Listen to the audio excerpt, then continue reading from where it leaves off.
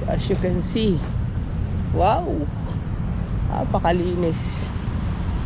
Solo natin yung beach. Sarap maligo. Akala sisitahin tayo. Diba? Tsaga-tsaga lang tayo para mapasyalan natin muli ang Dolomite Beach. Compare doon sa nakarang araw na nanggaling tayo, madaming tao, maraming kapatid. So sinolo ko na lang muna mga kapatid para ma-feel naman natin yung Dolomite Beach. So napakahabang lakaran to. Kung lalakarin ko pa to hanggang doon, so hindi na, iikutin ko lang to saglit, tapos babalik na rin ako, palabas na. Ayan. Oh, may mga isda doon, oh. Pero hindi natin makita. Ayan, nagtatalunan, oh. Tatalunan yung mga isda ron. Diba? Ang linis. Kung marami to, naamoy mo sana yung parang ang baho, pero wala kang naamoy. Napakalinis, guys. So maganda mag-sanctuary dito ng mga iba-ibang species ng isda. Siguro iba-iba na to na namumuhay dito sa tabing dagat ng Dolomite Beach. Kuru, diba?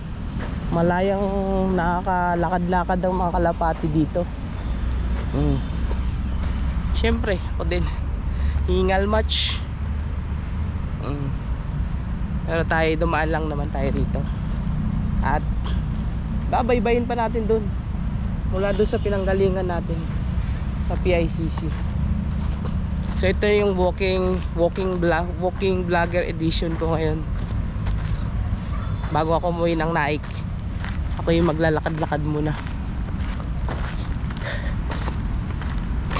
Yung stone pala to, nagsisimulize to nung kailan to itinatag. Anong year ba to? Pero hindi ko na kailangan anuhin. Basta ito lang symbolize na ito'y galing sa